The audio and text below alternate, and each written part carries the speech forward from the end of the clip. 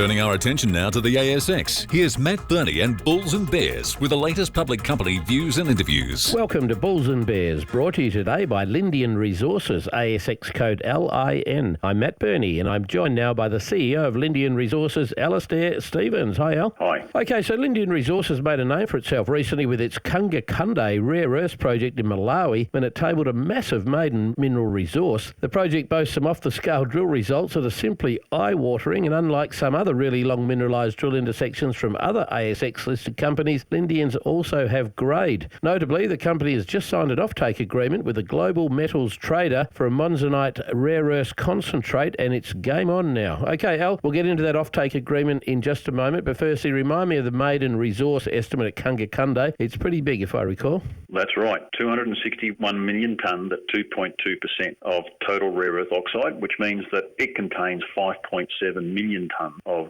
total rare earth oxide contained. Within that, what's really important is 1.2 million tonnes of this mineral called neodymium praseodymium. That's the metal we need for the electric car market. So it's a really valuable and important discovery. Okay, now you recently tabled some biblical scale rare earth drill hits at this project, the likes of which I've never seen, I might add. What were the best of them? Well, that first hole we published was 854 metres at 2.73% total rare earth oxide. The second hole, which was a 1,000-metre hole, had the spectacular intersection there of 652 metres at 3% total rare earth oxide. That's probably one of the best, most historically famous intersections, sitting within a whole interval of 1,000 metres at 2.6 total rare earth oxide. That is historic. That sits below the MRE, so it's additional mineralisation to the MRE. Okay, so Lindian has just signed up an off-taker that will buy a rare earth concentrate from you. Who are they and what are their bona fides? Their name is Gerald Group. They are originally a US-based but now UK-housed trading group. They're an independent group, they're employee-owned, and they